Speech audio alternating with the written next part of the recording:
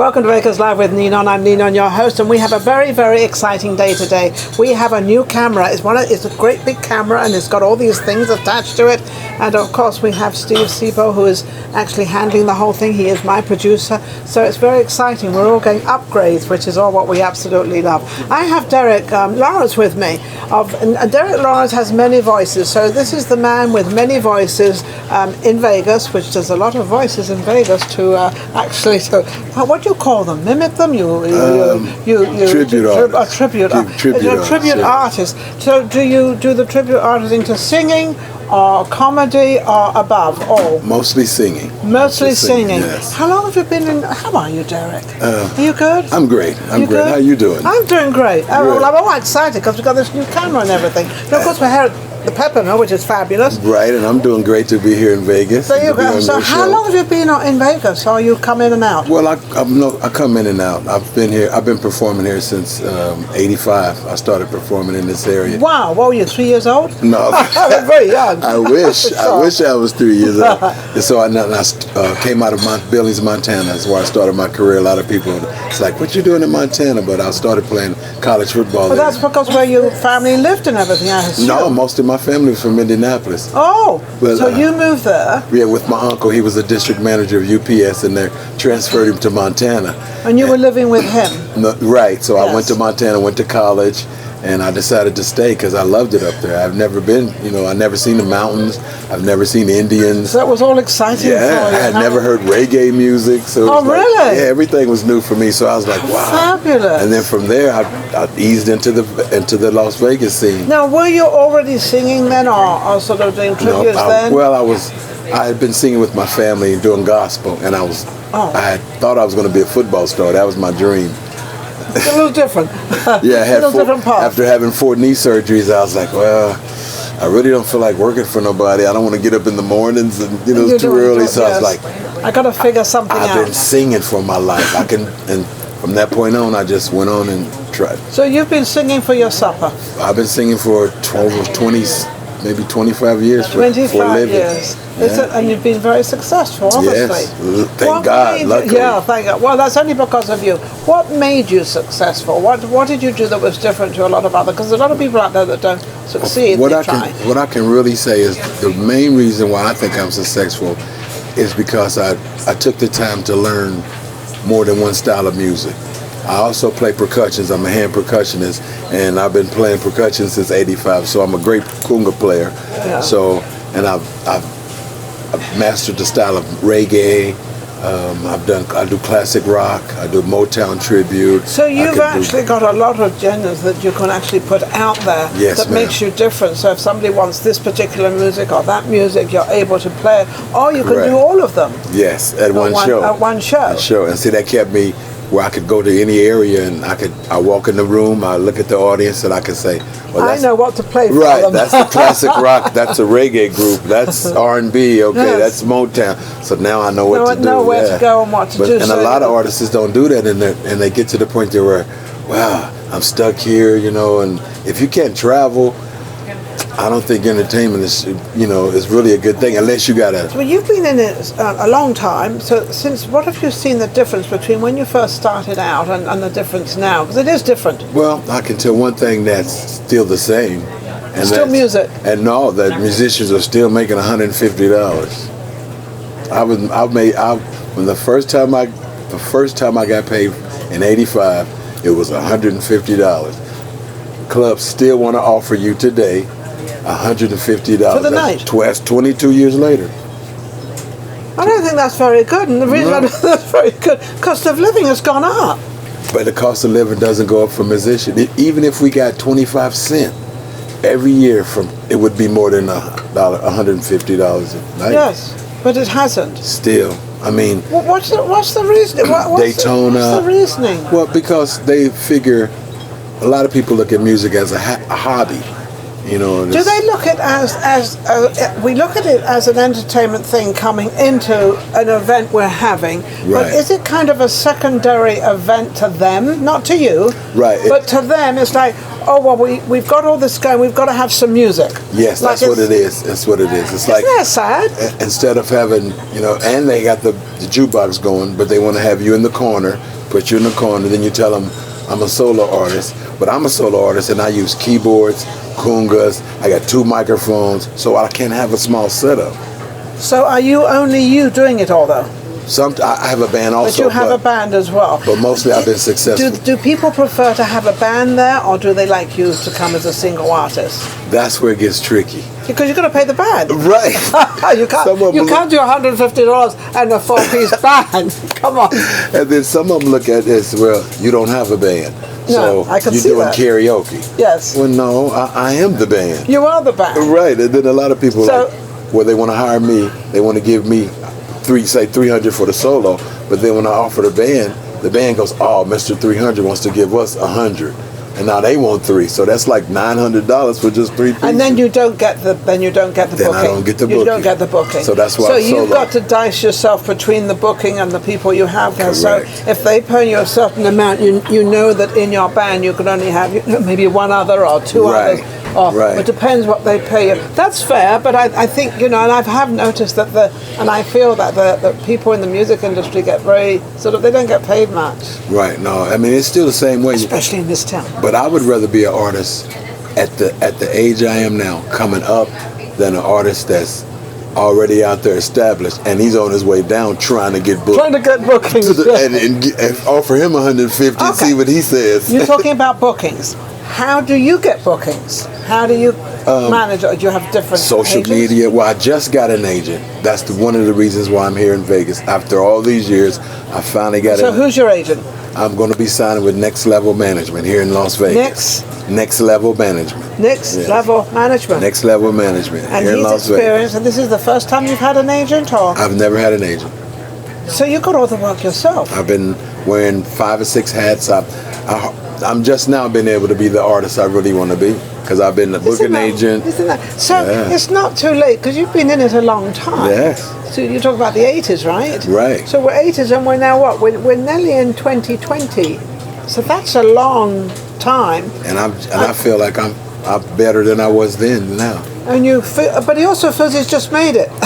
Right. I'm just getting my break at this age, so I mean, I'm comfortable. You're comfortable. Is this because a lot of people out there recognize who you are, what you play? They know exactly that you're going to turn up and you're going to have everything together. Because a lot of these bands out there, unfortunately, seem to think they don't rehearse, they don't get together, and they seem to think it's all going to happen when they all arrive for the gig. So we call it a gig.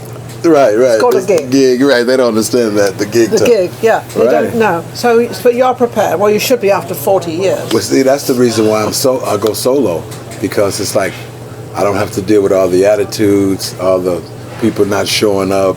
And me personally, I'll still go perform if I'm sick. It doesn't matter. There's no show I'll miss. Well, I've had this show here for 4 years, and I've missed 2 places, two days. One, I was in Hong Kong, but I got somebody to cover me. The other time was the Pepper Mill. They closed down to do something decorative. In 4 years, only 2 days, and they were both covered. See, it takes that. And you have to do that, regardless of whether you're sick or you're not sick. You still have to arrive. You still have to be there. And you still have to be on. So I hope I'm always on for you. Right. If I'm not, you come up and tell me, okay? I want to know when I'm not on. Right. But you have to always be on. Yeah, I've had people tell me that I booked on a show to do a show with me, because I have a show called Motown Wonder and Friends. Okay. I do a tribute to Stevie, a tribute to the men of Motown and the men of soul, and then I'll hire like another female or a different type of like classic rock or a country artist. Yes, okay. I've had them tell me, well, Derryck, I don't really feel good today, and I don't think I can make it. Well, that's good, because you can take on their part. Right. He does so many impersonations. So when they say that, I go, okay. What's your favorite impersonation that you do? Luther Vandross. Okay, go ahead and do it.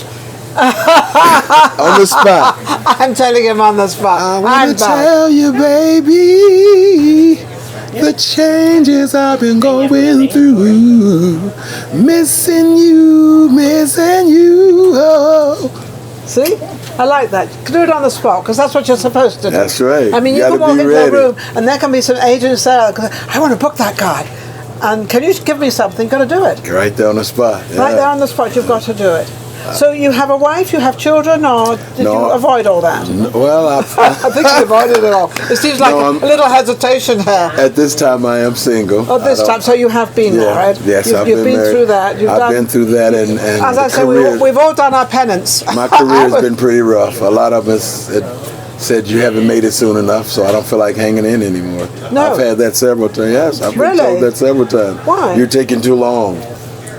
Well, I didn't know there was a time or period that you had to do something. It's not. Then I've definitely taken too long. Then I'm definitely lagging behind somewhere. I don't know where, but I am. No, you're doing good because you're known all over.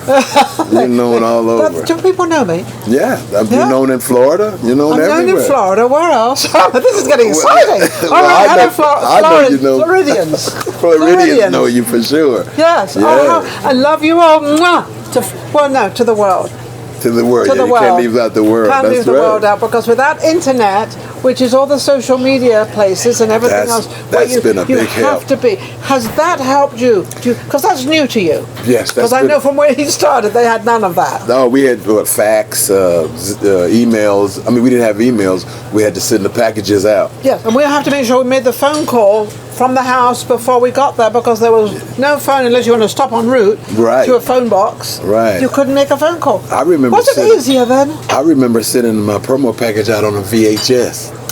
VHS. But yes. I hate to tell you, but I know the 3/4 tapes. Remember that? Right, I had that too. Yes. When I first started out with my show for kids, Voices of Tomorrow, I literally had these 3/4 tapes, and I did all the editing. But they were these big tapes. Right, I remember them. And then we had then I got down to VH, and then I got down to the 3/4 little tiny tapes, the mini tapes. The mini tapes, the DAT tapes. And now I have Steve, so now I don't have to worry about any of that. Steve's the man. Steve's the man. Believe me, he's definitely the man. But it's funny because you've been through the same thing, so you've seen all the changes. Yeah.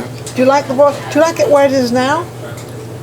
I think it's different. It'd be wise to go back to the email, because to the sending promo packages back in the mail. Really? I think they're on their way back, because the emails are getting flooded, and it's everybody's sending stuff from everywhere that has nothing to do with music, and booking agents are getting them, and it's like the emails. I do agree with that, because obviously in my position, the same as you, we get a lot of emails because we're in business somewhere. They don't probably know what we do, right? But they send stuff continuously, so things get a little lost. Right, so do you still send packages out? See, he's saying he thinks it's a good idea, but he's not doing it. I haven't done it yet, because I'm hand delivering them. Oh, that's even better. I'm even flying to different states and doing Do you hand deliver them to people you don't even know? You make an appointment? Well, obviously you make an appointment, right? No, well, see, I'm going to the point where I'm going to hotels now and asking them and giving a proposal to set up dinner shows. Cool. To set up my own dinner shows in their hotel.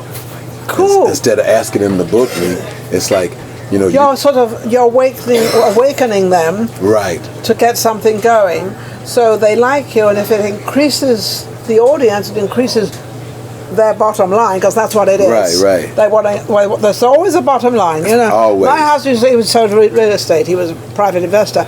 He said, I don't care what everybody can take anything they want. I just want to know what's the bottom line. How much money am I making at the bottom? That's all he wants to know. That's it. The bottom line. So that's a great idea. He's actually you're actually out there giving it and introducing put the promo packages together to show the type of show I want to do, and I'm going to different states and cities. I mostly like to hit cities that are not really getting the big acts that come through there.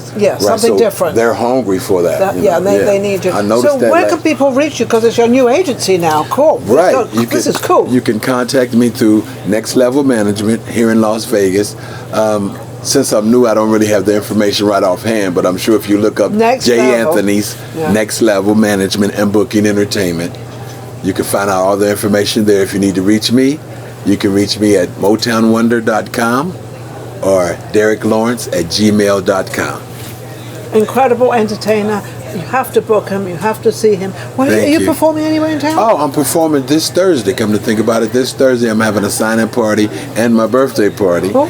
And it's at 39 and holding. and it's going to be at Ava's on Sahara and Maryland. this Thursday, the 24th, if you want to come out. 8 o'clock and up. 8 o'clock and up, I'll be performing, and you'll see some more of my friends out there too. Amazing. Derryck Lawrence is a wonderful performer. Don't miss him this Thursday. Thank you. Marilyn, and you said Sahara. What was the name of the place again? Ava's. Ava's. Don't forget it. Go to Ava's. Starting to perform at 8 o'clock. It'll be going through the evening. Thank you so much, Thank Derryck. you so He's much amazing. for having He's me. a new Thank you. talent in Vegas. We'll be right back. Thank you.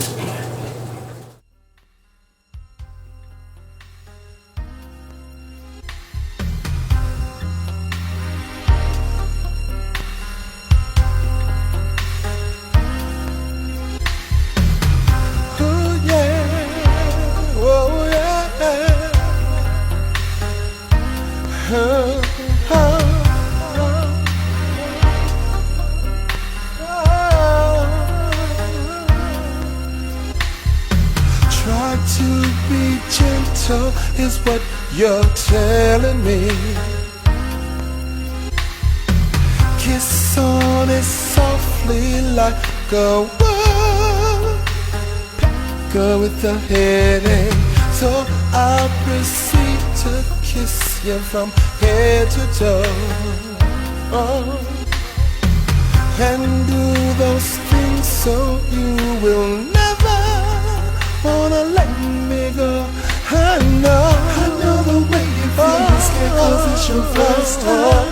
Just lay back and let my loving flow, baby, so that you won't forget it the first time. 'Cause I know the way you feel. I know the way you feel. You're scared 'cause it's your first time. Just lay back and let my loving flow. Just lay back and let my loving flow, baby. The first time, first time might not be the way you like it. Second time might not be the way better. Third time, yeah, it's just the way you like it. You got to have it morning, noon, and night. First time, we've been at this for a long time. Our bodies drip of sweat that tastes of sweet wine. And I begin to free you, take you to another world where you ain't never been before. I know the way you feel. You're scared 'cause it's your first time. Just lay back and let my love and flow. Just lay back and let my love sounds like you won't regret the first time. I know the way you feel. I know the way you feel. You're scared 'cause it's your first time. Just lay back and let my love and flow. I'll be there so that you won't regret it. I wanna know, wanna really, really know.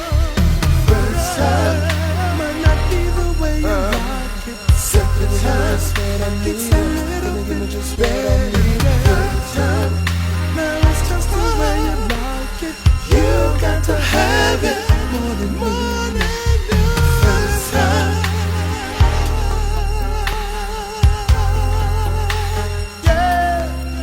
Baby,